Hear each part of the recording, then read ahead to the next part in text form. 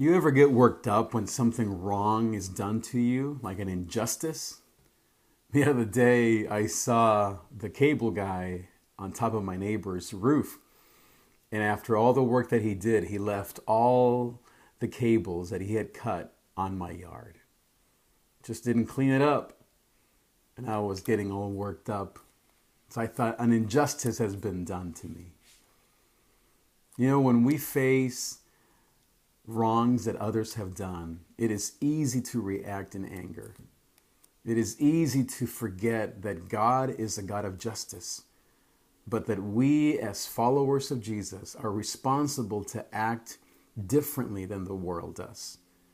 That we need to act in a way that honors God and that people that are watching will respect. In Nehemiah chapter 5, Nehemiah faced similar injustices.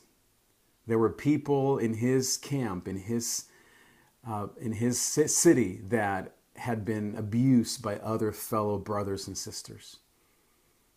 And so Nehemiah, when he hears of the horrible things that are happening, he does something that is a huge example to you and to me. It says here in verse 6, "When I heard their complaints, I was very angry. After thinking about the situation, I spoke out against these nobles and officials." Did you catch that? He says that after he thought about the situation. Now, let me be straight. Nehemiah was angry about the injustices done to him. Nehemiah called a meeting and called out the people that were doing wrong. But it says that he paused. And if you know Nehemiah, he was a man who prayed to God all the time. And why did he do that? Because later he says, "Don't you realize that you should walk in the fear of God in order to avoid being mocked by enemy nations?"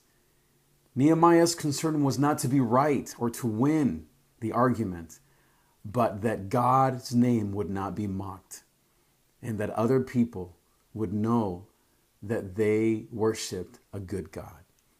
I just want to always challenge you and encourage you. When you face injustices, things that are done to you, even if you have a right to be angry and a right to call it out, be sure that you honor God in the way that you handle it. This way, you will truly bring praise and glory to God. And those that are watching will realize that you worship a good God. I am praying for you today, cheering you on. Have a great rest of this day.